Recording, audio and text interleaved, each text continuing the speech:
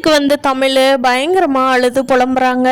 என் பொண்ணை இன்னைக்கு கொண்டுட்டு வந்து என்கிட்ட ஒப்படைச்சிருக்கணுமே, இப்படி என்னை ஏமாத்துறாங்களே, ஏதாவது கூப்பிட்டு சொன்னாங்களா, என்ன பண்ணினாங்க, பெரிய எம்எல்ஏ வீட்டு ஆளுங்களாம் என்ன முறையாக நடந்துக்கிறாங்க அப்படின்னு சொல்லி தமிழ் அழுகாத குறையா புலம்புறத பார்த்துட்டு பாட்டிமா சொல்கிறாங்க, அழுகாத தமிழ், அதுதான் அவங்க வர முடியாதனால தான் சொல்கிறாங்கல்ல, ஃபோன் பண்ணி கூட எடுக்கலைன்னு சொன்னாங்கல்ல, ராஜாங்கம் அப்படி சொன்ன வார்த்தையை காப்பாற்றாமல் இருக்க மாட்டா, அப்படி என் பயங்கிறதுக்காக நான் சொல்லலை, ஆனால் உண்மையான நிலவரமே அப்படித்தான், எப்படியோ வர முடியாத சூழ்நிலை ஆகிப்போச்சு.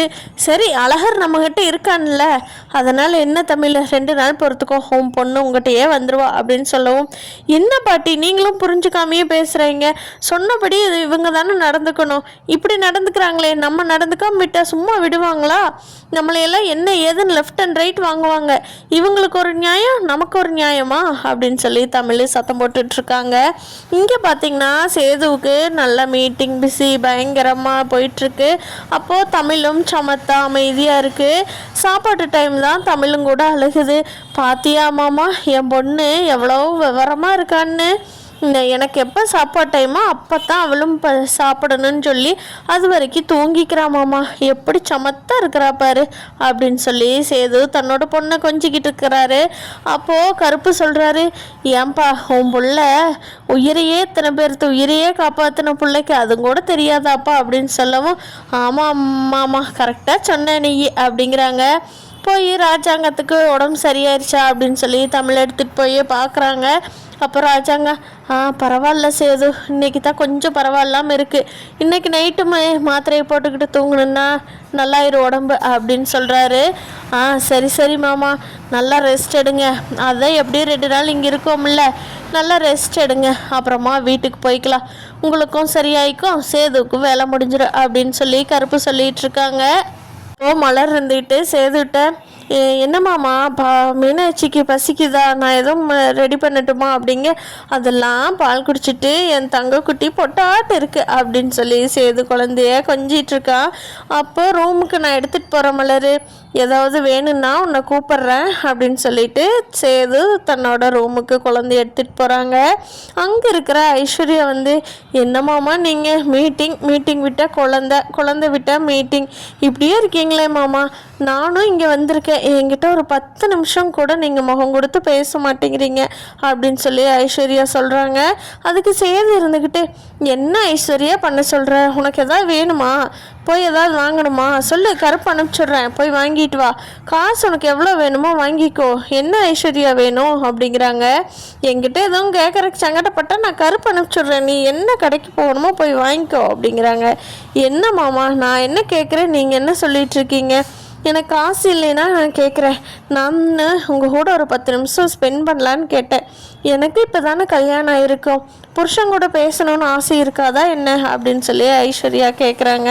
அதுக்கு சேது இருந்துக்கிட்டு, என்ன பண்ணுற ஐஸ்வர்யா, நான் தான் குழந்தைய பார்த்துக்கிட்டு கரெக்டாக இருக்கல்ல, உங்கள்கிட்ட டைம் கூட நான் கேட்டிருக்கேன்ல, அதுக்குள்ளே அப்புறம் அவசரப்பட்டால் என்ன பண்ணுறது அப்படின்னு சொல்லி சேது, சரிடத்தங்க அப்படின்னு சொல்லி குழந்தைய எடுத்துக்கிட்டே வெளியில் விளையாட்டு கட்டாக கொண்டுட்டு போயிடுறாங்க. அப்போது ஈஸ்வரி வந்து ஃபோன் பண்ணுறாங்க ஐஸ்வர்யாவுக்கு.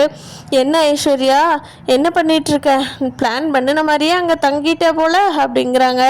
ஆமாம், நான் எங்கே பிளான் பண்ணினேன் அத்தை, இவர் மீட்டிங் 2 நாள் இருக்கான், அதனால தான் மாமா இங்கே இருக்காங்க, நான் எவ்வளவோ சொல்லி பார்த்தேன், குழந்தைய மலர்கிட்டையும் கருப்புக்கிட்டையும் மாமாவும் கூட போகிறாங்க, கொடுத்து விட்டுட்டு நம்ம மட்டும் இருக்கலான்னு, எந்த வேலைக்காகலை, கேட்கவே மாட்டேங்கிறாரு அப்படின்னு சொல்லி ஐஸ்வர்யா சொல்ல, சித்ரா இருந்துக்கிட்டு, ஐஸ்வர்யா உனக்கு வினயம் 10 ஐஸ்வர்யா, இப்படியா இருப்ப, சேது மாமாவுக்கு கரெக்டாக நீ சொல்கிற விதத்தில் சொல்லியிருக்கணும், நீ சொல்கிற விதமே தப்பு, அப்புறம் எப்படி மாமா கேட்பாங்க அப்படின்னு சொல்லி சித்துவும் சொல்லி கொடுத்துட்ருக்காங்க ஐஸ்வர்யாவுக்கு.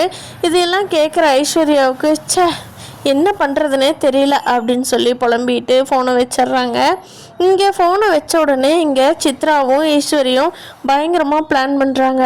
இங்கே தமிழ்ச்செல்விகிட்ட குழந்தைய விடவே கூடாது, இன்னைக்கு அழகர் நம்ம வீட்டுக்கு வர்ற டேட் தானே, மீனாட்சி கொடுக்கலனாலும் அழகர் நம்ம வீட்டுக்கு வர்ற நாள் தானே, அதனால் தமிழ்ச்செல்விகிட்ட குழந்தையே இருக்கக்கூடாது. நம்ம எப்படியாவது பிளான் பண்ணி அழகர் இங்கே தூக்கிட்டு வந்துடணும். அவள் 2 குழந்தை இல்லாமல் கஷ்டப்படணும், அதை பார்த்து நான் ரசிக்கணும் அப்படின்னு சொல்லி ஈஸ்வரியும் சித்ராவும் பிளான் பண்ணுறாங்க. பிளான் பண்ணிவிட்டு என்ன பண்ணலாம், குழந்தை எப்படியாவது தூக்கிட்டு வரணுமே, என்ன பண்ணலாம் அப்படின்னு சொல்லி பிளான் பண்ணுறாங்க.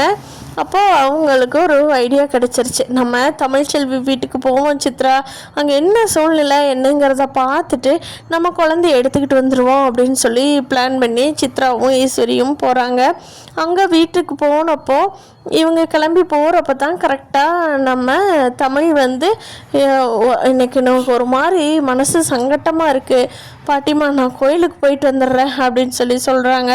அப்போ பாட்டி இருந்துட்டு, ஏய் நீ ஏன் இன்னைக்கு அழுதழுது ஒரு மாதிரி இருக்குடி, நீ எங்கே தனியாக போகிற, நானும் வர்றேன், வா போகலாம் 2 பேரும், தனம் இருக்கல்ல அழகரை பார்த்துக்குவா, நீ பால்லாம் கொடுத்து வச்சுட்டு வா, தூங்க வச்சுட்டு வா, அப்போ தனம் பார்த்துக்குவா, நம்ம போகலாம் கோயிலுக்கு அப்படின்னு சொல்லிட்டு அழகர் கரெக்டாக தூங்குற சமயம் நம்ம தமிழும் பாட்டிமாவும் கோயிலுக்கு போகிறாங்க. அப்போது கரெக்டாக ஈஸ்வரியும் சித்ராவும் கிளம்பி வீட்டுக்கு வந்திருக்காங்க. தனம் மட்டும்தான் இருக்காங்க. அத்தை உங்களுக்கு என்ன வேணும் குடிக்கிறதுக்கு, வாங்க வாங்க அப்படின்னு சொல்லிட்டு தனத்துக்கு என்ன பண்ணுறதுன்னு தெரில, குடிக்கிறதுக்கு என்ன வேணும்னு கேட்கவும் எங்களுக்கு ஜில்லுன்னு ஒரு ஜூஸ் கிடைக்குமா அப்படின்னு சொல்லி சித்ரா கேட்குறாங்க. அதுக்கு தனம் இருந்துட்டு, வீட்டில் இல்லை பக்கத்தில் தான் கடை இருக்குது, நான் போய் வாங்கிட்டு வந்துடுறேன் அப்படிங்கிறாங்க. சரிம்மா போய் வாங்கிட்டு வா அப்படிங்கிறாங்க. இதுதான் நல்ல சான்ஸு நமக்கு அப்படின்னு சொல்லி அப்போது தனம் சொல்கிறாங்க, இல்லை அழகரை பார்த்துக்க சொல்லி அக்கா என்னை விட்டுட்டு போனால் நான் எப்படி அழகரை விட்டுட்டு கடைக்கு போகிறது அப்படின்னு யோசிக்கிறாங்க. ஏம்மா நாங்கள் அழகரை பார்த்துக்க மாட்டோமா, நீ போயிட்டு வாம்மா, அழகர் நாங்கள் எத்தனை நாள் அழகரை வளர்த்து இருக்கிறோம், அழகரை பார்த்துக்க மாட்டோம்னு சொல்லவும் தனம் யதார்த்தமாக கடைக்கு கிளம்பி போயிட்டாங்க. தனம் கிளம்பி போன உடனே இங்கே சித்ரா வந்து ஒரு லெட்டர் எழுதி வைக்கிறாங்க. இந்த டேட்டுக்கு திங்கக்கிழமை இந்த டேட்டுக்கு வந்து அழகர் எங்கள் வீட்டுக்கு வந்திருக்கணும், நீங்கள் கொண்டுட்டு வந்து அழகரை கொடுக்கவே இல்லை, அதனால் அழகரை பத்திரமா எங்கள் வீட்டுக்கு எடுத்துகிட்டு போகிறோம், இது பஞ்சாயத்து தலைவரோட ஒப்புதலுக்கானது தான் அப்படின்னு சொல்லி ஒரு லெட்டர் எழுதி வச்சுட்டு அழகரை தூக்கிக்கிட்டு சித்ராவும் ஈஸ்வரியும் வந்துடுறாங்க. வீட்டுக்கு கோயிலுக்கு போயிட்டு வர்றாங்க. கரெக்டாக தமிழ்ச்செல்வியும் பாட்டியும் அப்போத்தான் கையில் கூல்ட்ரிங்க்ஸோட தனமும் வந்துக்கிட்டு இருக்காங்க. தனத்தை பார்த்துட்டு தமிழ் இருந்துட்டு, தனம் எங்கே போயிட்டு வர்ற, எங்கே கையில் ஜூஸோடு வர்ற அப்படிங்க. அதுவாக்கா நம்ம ஈஸ்வரியத்தையும் சித்ராவும் வந்திருக்காங்க, அவங்களுக்கு குடிக்கிறதுக்கு தான் ஜில்லுன்னு ஜூஸ் வேணும்னாங்க, அதுதான் வாங்கிட்டு வர போயிருக்கிறேன் அப்படிங்கிறாங்க. அதை எதுக்கு வாங்கிட்டு வர நீ போனியா, எங்கிட்ட ஒரு ஃபோன் பண்ணியிருக்கலாம்ல, அழகர் என்ன பண்ணுறான், அவனை தனியாக விட்டுட்டா போனேன் அப்படின்னு சொல்லவும், இல்லைக்கா அவங்க பார்த்துக்கிட்டாங்க அதனால தான் நான் போனேன் அப்படின்னு சொல்கிறாங்க தனம். ஏய் அவங்க பார்த்துக்கிட்டாங்க இவங்க பார்த்துக்கிட்டாங்கன்னு நான் எதுக்கு உங்ககிட்ட விட்டுட்டு போகிறேன், உன்னை மட்டும்தானே பார்த்துக்க சொல்லி விட்டுட்டு போனேன் அப்படின்னு சொல்லி தமிழ் கத்திக்கிட்டே வீட்டுக்குள்ளே வந்து பார்க்குறாங்க. அங்கே தொட்டிலில் தூங்கிட்டு இருந்தா அழகரை காணோம். எங்கேன்னு கேட்கும்போது தான் இந்த லெட்டர் அவங்க கைக்கு கிடைக்கிது. தமிழ்ச்செல்வி எப்படி அழகரை மீட்கிறாங்க, என்ன பண்ணுறாங்க அப்படிங்கிறத அடுத்த எபிசோடில் பார்க்கலாம் ஃப்ரெண்ட்ஸ். வீடியோ பிடிச்சிருந்தா லைக் பண்ணிக்கோங்க. நீங்கள் என்ன நினைக்கிறீங்கன்னு கீழே கமெண்ட் பண்ணுங்கள். தேங்க்யூ.